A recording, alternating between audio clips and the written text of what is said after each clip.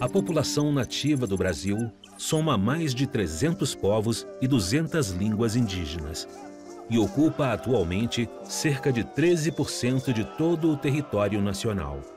Anualmente, muitas destas etnias encontram-se para compartilhar suas tradições, celebrar seus rituais e estabelecer um diálogo rico e complexo quanto suas origens e condições de vida atuais.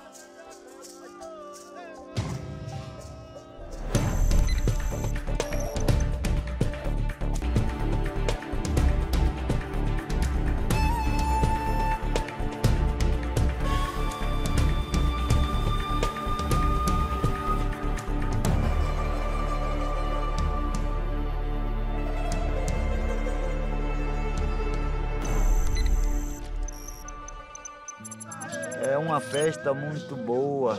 A gente se encontra com os parentes, com os irmãos-índios, para a gente se conhecer, um trocar sabedoria para o outro. E esse encontro, né, é muito bom. Uma festa muito rica de cultura.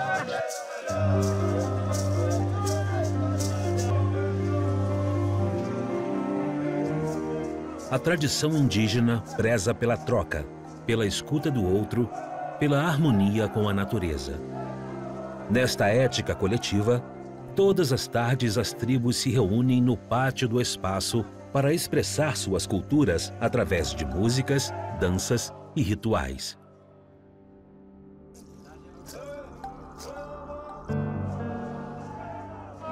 A gente começa de pequeno, de pai para filho, e vai repassando. Os pequenos já começam a aprender para cantar, para nunca que nunca acabe, para nunca acabar. Nem nós podemos acabar, nós primeiros habitantes do Brasil. Enquanto nós fortalecer forte, nós vai mais longe.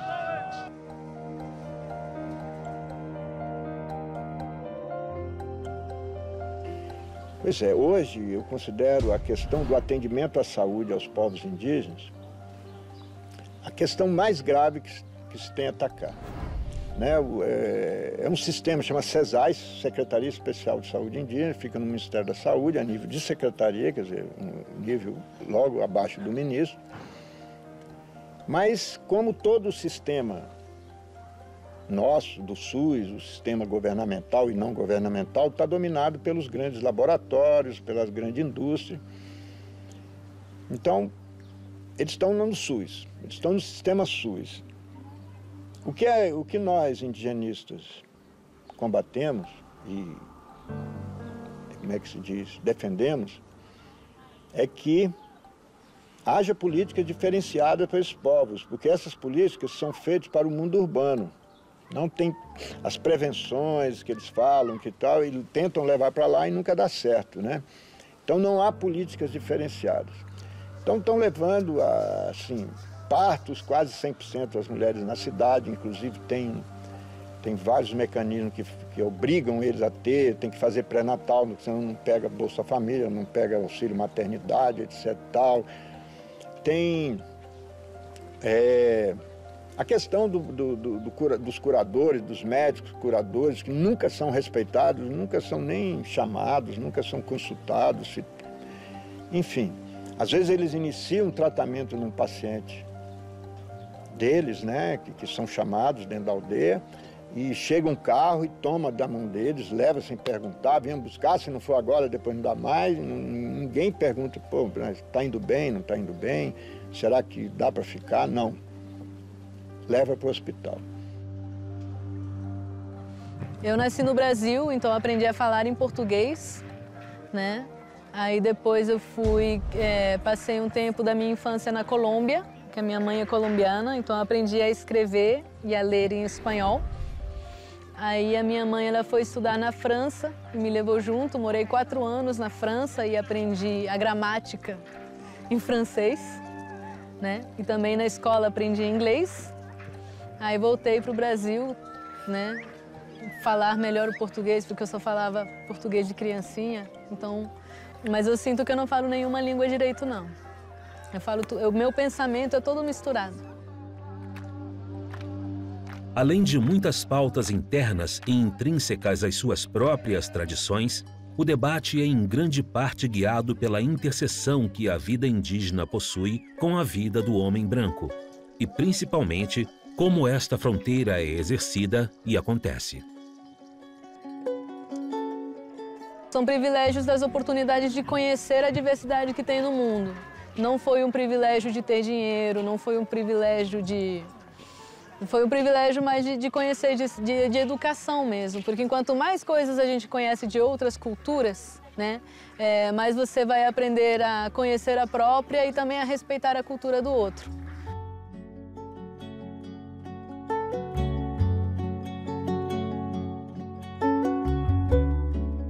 A gente tem que conhecer antes de ter o preconceito, não é? Porque é a mesma coisa eu conhecer a cultura não indígena primeiro. Se eu não conhecer a cultura não indígena, eu vou falar muita coisa. Coisas besteira, imaginação que vai ter na minha mente. Mas se eu conhecer a cultura e o costume, eu já vou pensar de outro jeito. Eu vou respeitar, porque tem cultura. Não é?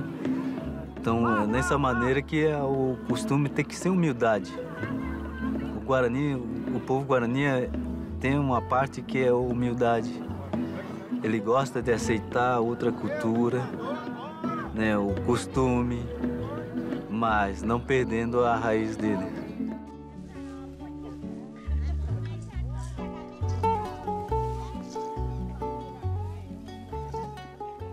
Acho que como todo brasileiro que não se interessa especificamente por essa área, a gente não sabe nada sobre os povos indígenas do Brasil, né?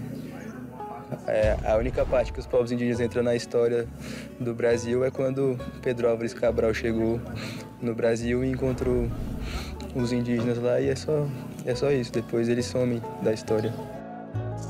Remate de poliglota. Explorar a língua como arma de sobrevivência. Um diálogo requer que as duas partes sejam ouvidas, mesmo que não falem a mesma língua materna. Sabendo disso, muitos povos indígenas cedem um território neutro para a conversa ao aprender o português. Eu já passei preconceito por ser brasileira, eu já passei preconceito por ser colombiana, né? Eu já passei preconceito por ser indígena, né? Por afirmar aquilo.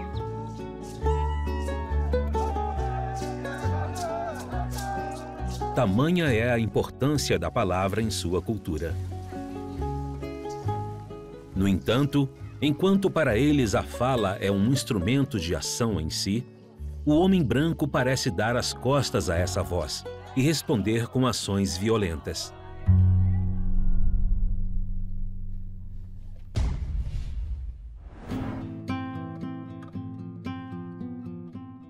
Essa diversidade é muito importante, eu acho, para a vida, né? Para a vida aqui na Terra. A gente precisa reconhecer a diferença no outro, e isso também é importante, que os povos indígenas, você vê, são várias línguas, são várias maneiras de fazer as coisas, mas todos com um cuidado e uma sabedoria muito grande de tratar esse território de uma forma sustentável. Eu acho que essa troca é muito saudável, a partir do momento que a gente reconheça neles essa sabedoria, que eu acho que a gente perdeu durante todo esse tempo. Nunca paramos para escutar realmente os povos indígenas e o que eles tinham que dizer. Enfim, é muito claro você olhar o mapa do Brasil e ver quais são as áreas verdes que ainda restam no Brasil, né? São as terras indígenas. E, enfim, eu acho que esse talvez seja uma das coisas principais que a gente possa aprender com eles, é como habitar o mundo sem destruir ele, né? Porque está num processo de destruição muito acelerado, né?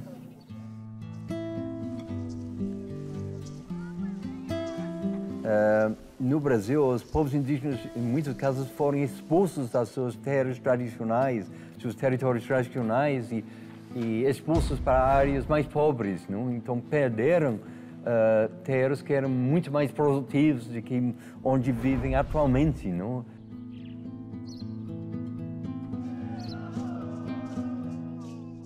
Os territórios, tem muitos territórios indígenas que foram demarcados como terras indígenas, mas há um grande problema que a grande maioria tem invasores, não? Então, mesmo com as terras demarcadas, com terras demarcadas é melhor de não ter terra, mas mesmo assim há muitos invasores, mineradores, empresas mineradoras, garimpeiros que invadem terras indígenas, agronegócio também que às vezes avança sobre as terras indígenas e procura entrar em acordos com os indígenas, não? Pagando alguma coisa para avançar sobre as terras indígenas. Estradas que atravessam terras indígenas, muitos grandes projetos de agronegócio, mineração, sobretudo. Madeireiros também que invadem terras indígenas. Embora quando a gente vê o mapa, parece que a situação está boa, não? Porque há muitas terras indígenas, sobretudo na região amazônica. Na região na chamada Amazônia Legal, são, acho que 97% de todas as terras indígenas no Brasil. Mas há de lembrar que a maioria dessas terras indígenas já foram invadidos e tem invasores dentro dessas terras indígenas e não são assegurados totalmente por causa disso, né?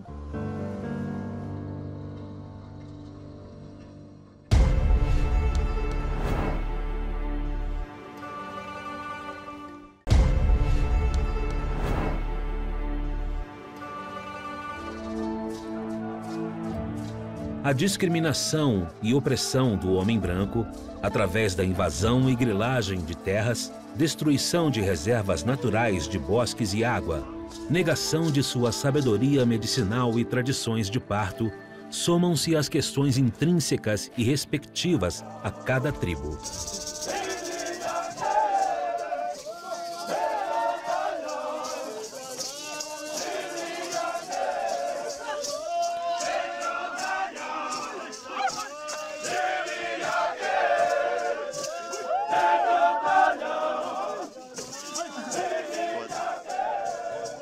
Enfim, a gente tem esse mito no Brasil de que todos nós somos misturados, todos somos parte europeus, parte africanos, parte indígenas, e que isso é uma mistura e não tem preconceito e todo mundo é igual, enfim, isso é um mito, né? A gente sabe que, na verdade, essa mistura foi feita por estupro e por várias outras,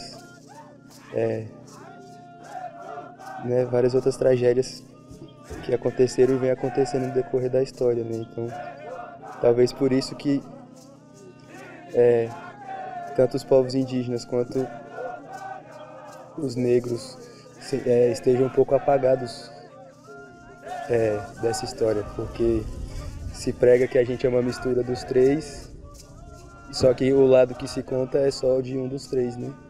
Que subjugou todos esses outros dois por todo esse tempo e ainda continua.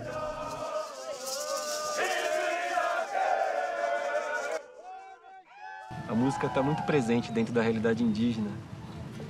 Tem séculos de desenvolvimento da cultura tradicional indígena. Minha civilização europeia chegou aqui há pouco tempo. Ainda está iludida pelo capitalismo, né? Sociedade fundamentada assim num sistema que não é sustentável. Então eu mais aprendo com eles do que eles comigo. O que eles estão aprendendo comigo é como se virar dentro de uma comunidade que não é justa, não é honesta. Então se preparar para o contato com o branco. Acho que basicamente o que eles aprendem comigo é isso. Sistematizar os trabalhos, dividir a área do conhecimento, mas com certeza muito mais eu aprendo com eles do que eles comigo.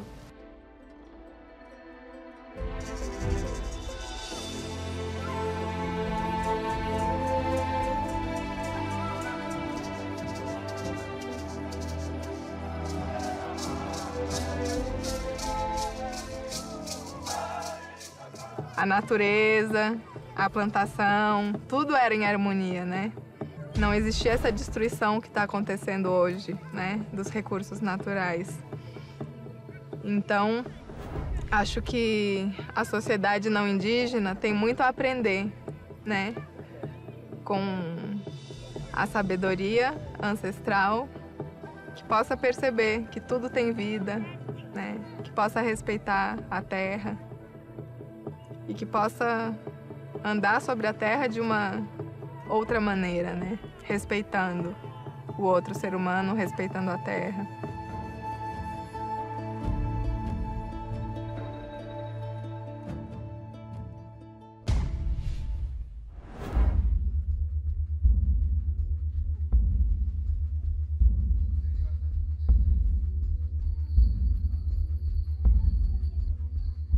Após mais de 500 anos de subjugação, restam em todo o território brasileiro apenas pouco mais de 1 milhão de indígenas, ainda que mais de 60% da população tenha origens nativas. A perpetuação de suas línguas, tradições, rituais, costumes e territórios não é apenas um costume, mas um instrumento de luta e resistência. Temas como saúde pública, direito à terra e moradia, meio ambiente, segurança, gênero e discriminação são pautas que ressoam tanto nos clamores das aldeias e dos campos quanto nas cidades. Se essas pautas soam familiares, é porque a existência indígena possui questões tão ricas e complexas quanto as nossas, e estabelecer uma voz política é igualmente vital para estes povos. Enquanto o homem branco parece somente entender coisas de efeito imediato e a curto prazo, como lucro, queimadas, invasões e violência, as armas indígenas estão em sua cultura, sua palavra vivida. Têm o efeito harmônico da vida da natureza. São semeadas e nascem para serem cuidadas e herdadas. Desde seu contato inicial com o homem branco, os nativos do Brasil precisam negociar sua sobrevivência. As missões jesuítas, que prevaleceram na tríplice fronteira do Brasil com Argentina e Paraguai e agregavam cada uma cerca de 3 a 7 mil indígenas, são um exemplo de uma convivência pacífica e fugaz com o europeu. Apesar da evidente intenção catequista destas missões, prevaleceram na agronomia, arquitetura e organização sociopolítica muitas das tradições indígenas que não faziam uso de uma moeda de troca e, com seu conhecimento profundo da região e natureza, prosperaram na pecuária e no plantio da erva mate. Todos os povos, todas as culturas mudam com o tempo e com o contato em toda a América do Sul, no mundo todo, essas mudanças acontecem. Mas no caso desses grandes projetos hidrelétricos e mineração, as mudanças têm sido feitas de forma extremamente violenta contra os povos indígenas, em que os indígenas perderam vastas áreas dos seus territórios tradicionais, foram encurralados em áreas muito reduzidas e mesmo com programas indigenistas são completamente subordinados aos interesses das grandes empresas. As empresas funcionam praticamente como um Estado dentro do Estado brasileiro. Nossos antepassados eram felizes, não precisava de nada, tinha tudo. De índia preguiçoso, não, eles tinham tudo. Vivia em comunidade, em harmonia dentro da sua, como vocês verem aqui. E agora fica mais difícil, né? Com o homem branco, tinha fruta, tinha muita caça, muito peixe, muita água. E ele não precisava de nada, era feliz. E agora? Como é que meu neto vai ter um dia feliz mais daqui para frente? Bisneto, esses mais novos.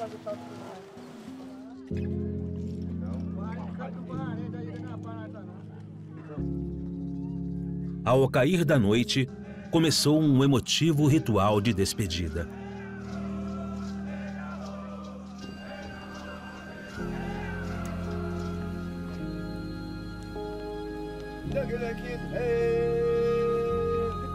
Com um canto entoado, um chamador convoca as comunidades, comovidas com a morte de um cacique Craô, a participarem da cerimônia ao redor de uma fogueira.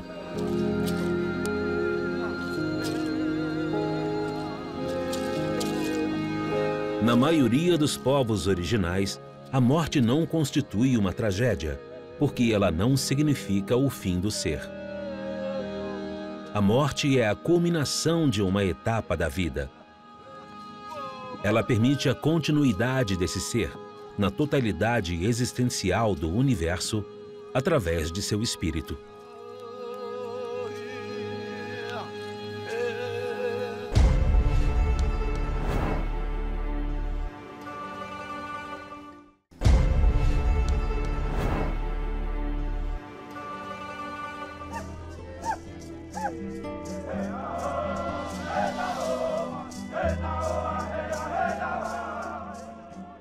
Eu sou otimista. Se eu não fosse, eu não estava tanto tempo na luta, né? Porque não é fácil você lutar nessa área, porque é muita incompreensão e muito... Mas eu acho que é o seguinte, o mundo está começando a enxergar a importância das comunidades indígenas, da presença ainda das comunidades indígenas no mundo, né?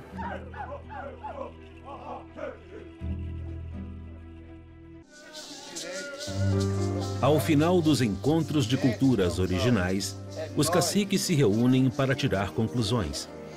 Seus direitos são permanentemente violados. Os sofrimentos diretamente ligados às usurpações de terra e entrada de grandes projetos industriais nestes territórios, como pobreza, violência e escassez dos recursos naturais, são como um espelho para o futuro não muito distante.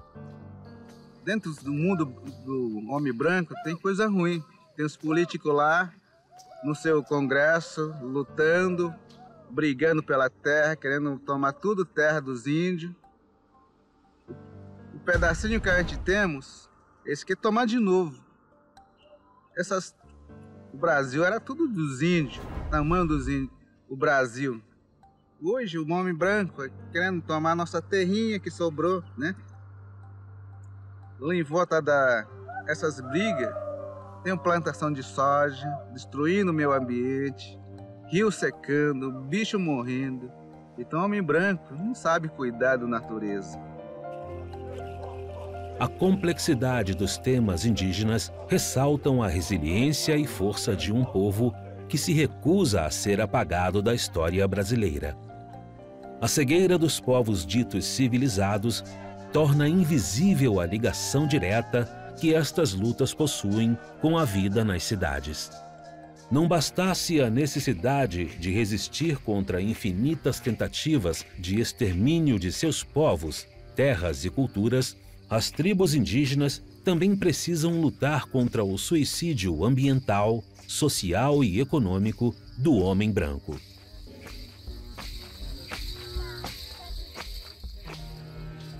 É a maneira mais fácil para a gente sobreviver, fazer aliança. Eu falo português para sobreviver. Eu tenho documentos para sobreviver, mas não sou o que o Estado pensa.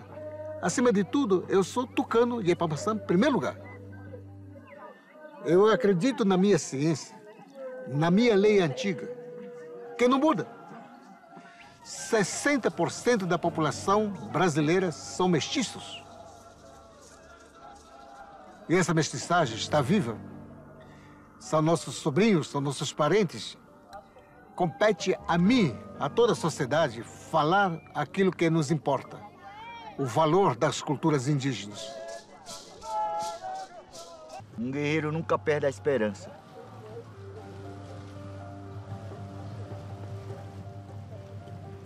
Nunca perde a esperança. Fosse assim, meu povo já estava exterminado. Mais de 500 anos. Continua vivo.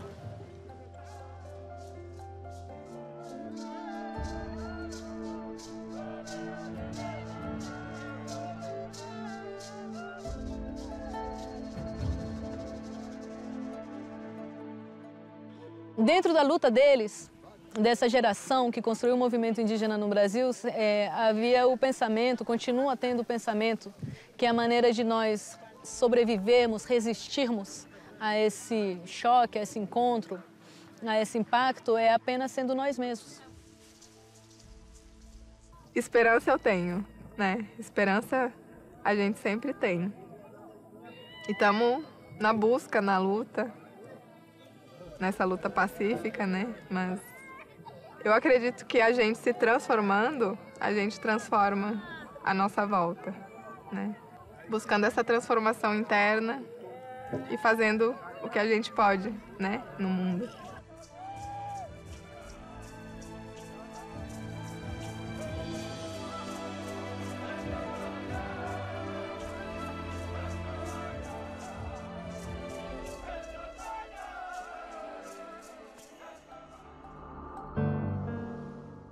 O futuro da sociedade brasileira está nas tradições indígenas. Não é essa monocultura que está aí. Essa monocultura se está acabando os brancos e índios. Veneno direto. Está acabando o mundo. Então nós vamos ter que combater isso amando as crianças e falando a verdade.